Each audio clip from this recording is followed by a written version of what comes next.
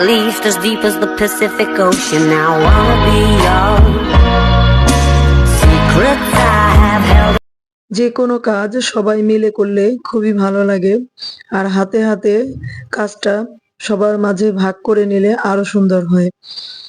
তো এই যে দেখতে পাচ্ছেন, আজকে বাবার বাড়িতে অনেক বড় আয়োজন চলছে। সবজি কাটা হচ্ছে, এখানে ফ্রাইড রাইস, চিকেন ফ্রাই করা হবে। আজকে চাইনিজ রেস্টুরেন্টের মতো করে বাসায় আমরা রান্না করব। পিকনিকের আয়োজন বলতে পারেন, ভিন্নধর্মী একটা আয়োজন নিয়ে আজকের আমার এই ভিডিওটা সাজানো। হ্যালো এভরিওয়ান, আসসালামু আলাইকুম। কে কোথা থেকে, দেশ ও দেশের বাইরে যে যেখান থেকে আমার এই ভিডিওটি দেখছেন, আশা করছি সবাই ভালো আছেন, সুস্থ আছেন। আমরাও ভালো আছি, আলহামদুলিল্লাহ।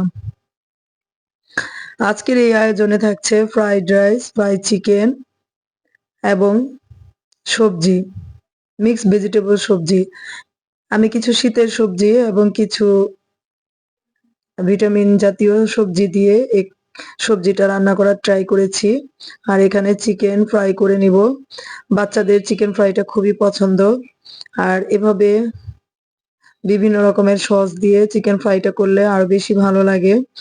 আর যেহেতু অনেক জনের আয়োজন, 15-20 জনের, তো এখানে ফ্রাইড রাইসটা করার জন্য বড় হাঁড়িতে তেলের মধ্যে রসুনটা আগে ভেজে নিয়ে এর মধ্যে সবজিগুলো দিয়ে দিলাম, সামান্য একটু লবণ দিয়ে এটাকে আগে ভেজে নেব। আসলে ভিন্ন ভিন্ন খাবার আমাদের ট্রাই করা উচিত। আমরা বাঙালি, বাংলা খাবার খেতেই বেশি ভালোবাসি, তারপরেও চাইনিজ খাবারগুলো ট্রাই করা উচিত। আমি মনে করি সব ধরনের খাবারের একটা ভালো অভিজ্ঞতা থাকা উচিত। আজকের এই আয়োজনে আমি এখানে এগ ফ্রাইটা করে নেব। এগ ফ্রাই করে এটা আমি দিয়ে দিব চিকেন ফ্রাই এবং সবজি মিক্সের ভিতরে।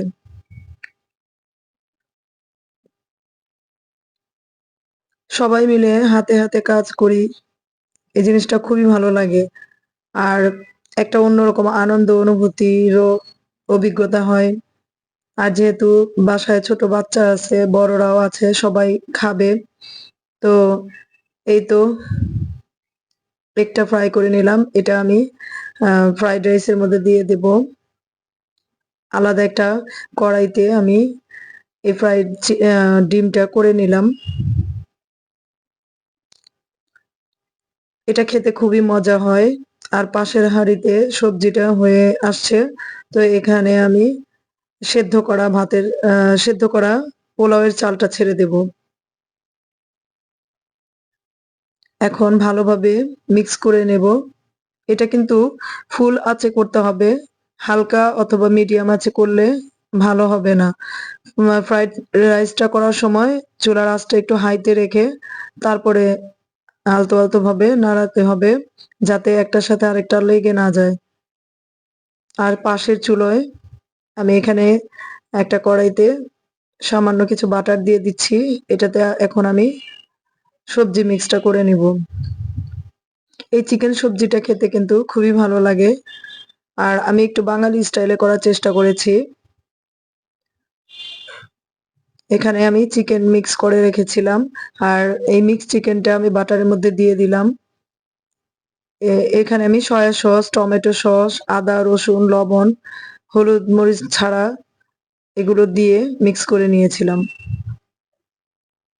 এটা ভাজা ভাজা হয়ে আসলে আমি সবজিগুলো দিয়ে দেব।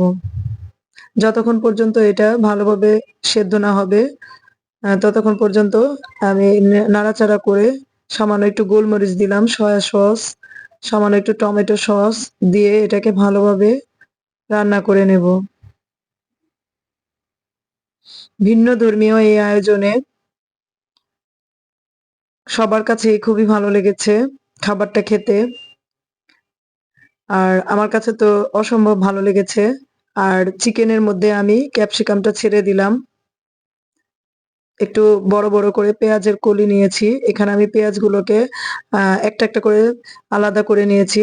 আর এই সেদ্ধ করা সবজিটা এখন দিয়ে দিলাম। আর সবজিটাকে আমি হালকা ভাপে সেদ্ধ করে নিয়েছি। এই তো দেখতে পাচ্ছেন খুবই সুন্দর হয়েছে, কালারফুল আসছে।